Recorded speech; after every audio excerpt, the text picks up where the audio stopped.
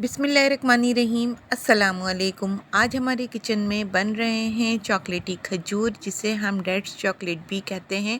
बहुत ही मज़ेदार बनते हैं, बहुत ही टेस्टी होते हैं। चॉकलेट का जो फ्लेवर इसमें आता है वो बहुत ही यमी लगता है। बच्चे भी बहुत ही शौक़ से इसको खाते हैं।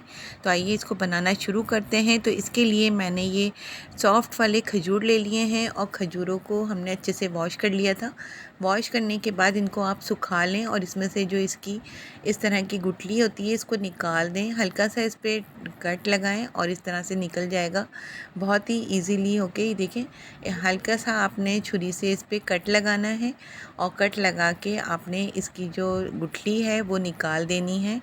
सॉफ्ट वाले खजूर ही आपको लेने पड़ेंगे, इसलिए कि उसी की ये चॉकलेटी खजूर तैयार होते हैं। तो इस तरह मैं सारे ही खजूरों की गुठलियों को निकाल लूँगी, अलग कर लूँगी इस तरीके से। अब हमने ये सारी चॉकलेट की गुठलियाँ निकाल ली हैं। ये देखें, निकाल ली हैं हमने। ये हमारी 10 से 15 हमारी खजूरें हैं। इसके बाद ये मैंने बादाम लिए हैं और पिस्ते लिए हैं। आप इसकी जगह कोई भी नट्स ले सकते हैं, काजू ले सकते हैं, अखरोट ले सकते हैं, जो आपका दिल करे आप वो ले सकते हैं। इसके बाद मैंने ये ली थी तकरीबन 2 से 3 खाने वाले चमचे टेट्रा पैक की क्रीम ली थी। इसको अच्छे से हमने फेंट लिया है, यानी कि मिक्स कर लिया। और मिक्स करने के बाद इसको इस तरह से पाइपिंग बैग में भर के डीप फ्रीज़र में रख देंगे, जब तक कि हम खजूर में अपने बादाम लगाएंगे और पिस्ते लगाएंगे। उस वक्त तक इसको आपने फ्रिज के अंदर रखना है, डीप फ्रीज़र में रखना है ऊपर।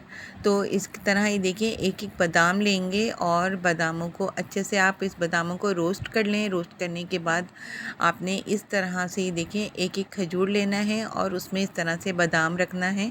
कुछ में मैं बादाम रखूँगी और कुछ में मैं इस तरह के पिस्ते रखूँगी। देखें, दोनों ही चीज़ों को इस तरह से इसको फील कर देंगे अंदर से। बहुत ही मज़ेदार और बहुत ही यमी खजूरें बनती हैं ये। एक दफ़ा इसको ज़रूर ट्राई करें। इस तरह से ही देखें, सारे ही खजूरों में हमने इस तरह से बादाम और पिस्ते रख देने हैं एक एक करके। और बादाम रखने के बाद अब हमने जो क्रीम फेंट के रखी थी इसको हमने इस तरह से इसके अंदर फिल करना है। इस तरह से इसमें क्रीम को हम थोड़ा थोड़ा करके भर देंगे और आहिस्ता हल्के हाथ से इसको बंद कर देंगे। कुछ में हम क्रीम लगाएंगे, कुछ में हम चॉकलेट लगाएंगे। तो ये मैंने डार्क चॉकलेट ले ली थी और इसको हम माइक्रोवेव कर लेंगे। इसको बारीक बारीक क्रश कर लें और इसके बाद आपने इसको माइक्रोवेव करना है। कोई क्रीम नहीं डालनी इसमें, कोई ऑयल नहीं डालना, खोपरे का कुछ भी नहीं डालना। बस आपने एज इट इज़ इसी तरह 30 सेकंड के लिए आपने माइक्रोवेव में रख के इस चॉकलेट को पिघला लेना है, या डबल बॉयलर के ज़रिए भी आप इस चॉकलेट को मेल्ट कर सकते हैं। इसके बाद आपने ये एक एक खजूरें लेनी हैं और इस तरह आपने डालने के बाद फोक की मदद से आपने इस तरह से इसको उठा लेना है। अच्छे से आपने इसकी जो चॉकलेट है एक्स्ट्रा वो हटा देनी है और किसी भी आप प्लेट में एक बटर पेपर रखें और इस तरह उस पर आप ये रखते जाएं। सारे ही खजूरों को मैं इस तरह कर लूँगी। कुछ में मैं क्रीम लगाऊंगी, जिसमें हम क्रीम लगाएंगे अंदर उसमें उसको हम खजूरों को चॉकलेट में नहीं डालेंगे, उनको वैसे ही एज इट इज़ रख देंगे। उनका भी टेस्ट बहुत यमी होता है। इस तरह से ये देखें, सारे ही हमने खजूरों पे इस तरह से चॉकलेट लगा लेनी है और इस तरह से इसको थोड़ा थोड़ा सा डिस्टेंस पे रख देना है हमने बटर पेपर पे। एक साथ जोड़ के नहीं रखना, हमने थोड़ा सा अलग अलग करके रखना है ताकि जब हम इसको निकालें तो ये आराम से निकल जाएं। देखें, हमने थोड़ी देर के लिए खजूरों को फ्रिज में रख दिया था। 15 मिनट के लिए आपने खजूरों को फ्रिज में रखना है।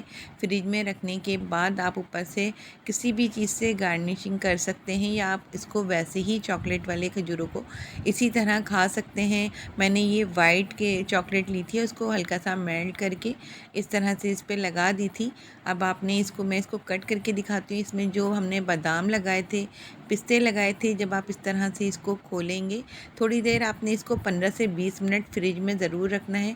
उसके बाद ये खजूर बहुत ही यमी लगते हैं। इसमें जो बादाम का और पिस्ते का और जो चॉकलेट का टेस्ट आता है बहुत ही मज़ेदार होता है।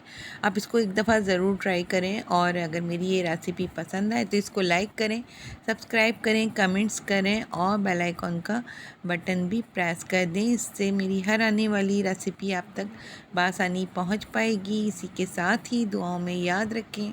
जज़ाकल्लाह। अल्लाह हाफिज़।